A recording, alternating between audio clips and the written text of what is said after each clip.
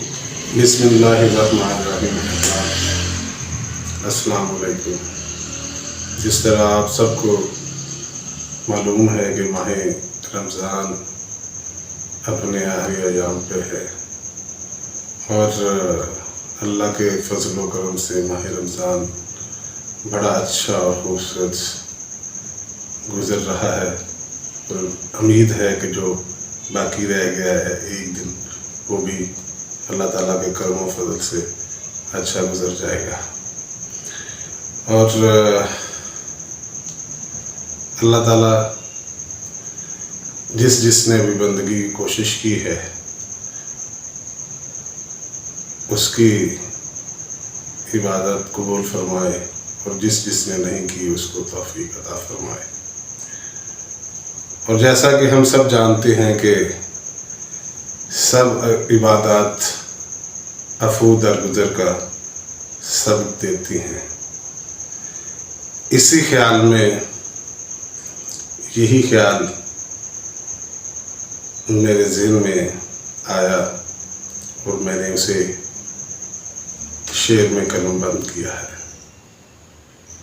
اور اس عید کے موقع پر میں وہ شعر آپ کے ساتھ شیئر کرنا چاہتا ہوں، آپ کی سماعتوں کی نظر کرنا چاہتا ہوں۔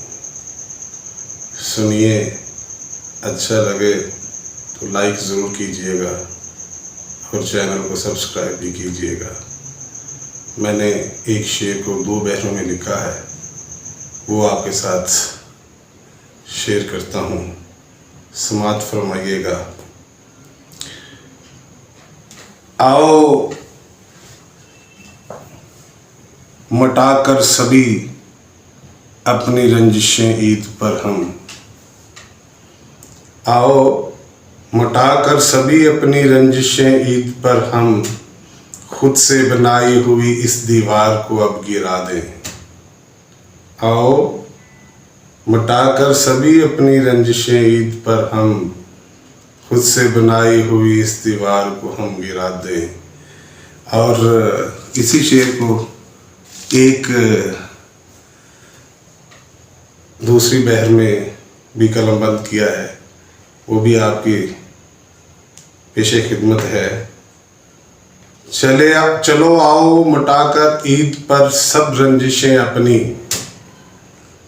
چلو آؤ مٹا کر عید پر سب رنجشیں اپنی، سبھی آزاد ہو جائیں بنائی بندشوں سے ہم۔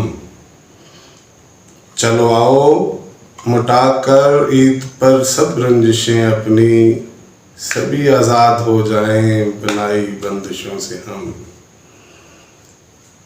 اور اس عید کے موقع پر یہ جو خیال آپ کے ساتھ شیئر کیا ہے، کوشش کریں کہ جس سے بھی رنجش ہے اس کو نظر انداز کر کے اس کے ساتھ گلے مل لیا جائے، اور رنجشوں کو نظر انداز کر دیا جائے، اور مل جل کر رہیں، خوشی کے ساتھ رہیں۔